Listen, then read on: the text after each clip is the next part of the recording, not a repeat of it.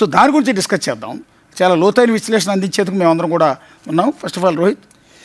నిజానికి cockroach Janata party వచ్చిన తర్వాత వాళ్ళు కొన్ని డిమాండ్స్ కూడా పెట్టారు. మేము అధికారంలోకి వస్తే కనుక అంటే సుప్రీంకోర్టు జడ్జెస్గా పనిచేసిన వాళ్ళకి పదవి విరమణ తర్వాత ఎలాంటి పదవులు ఇవ్వకూడదు, 50% మహిళలకు రిజర్వేషన్లు ఇవ్వాలి, ఒకవేళ ఓటు హక్కు తీసేస్తే ఉపా చట్టాల కింద శిక్షిస్తాం ఎలక్షన్ కమిషనర్ని, ఎవరైనా పార్టీ మారితే పార్టీ ఫిరాయింపు చేస్తే 20 సంవత్సరాల పాటు వాళ్ళపై డిస్క్వాలిఫై చేస్తాం, ఇలాంటివన్నీ కూడా పట్టుకుని వచ్చారు. నిజానికి ఒకవేళ పార్టీగా అవతరిస్తామంటే వెల్కమ్ చేయొచ్చు, ప్రజాస్వామ్య దేశం కాబట్టి ఎవరైనా పార్టీగా పెట్టచ్చు.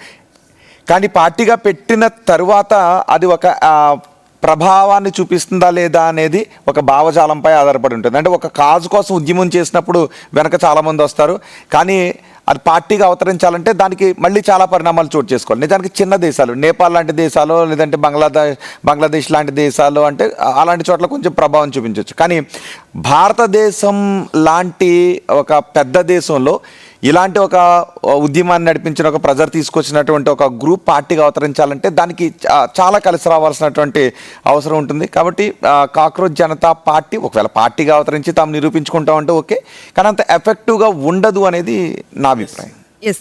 మన దేశంలో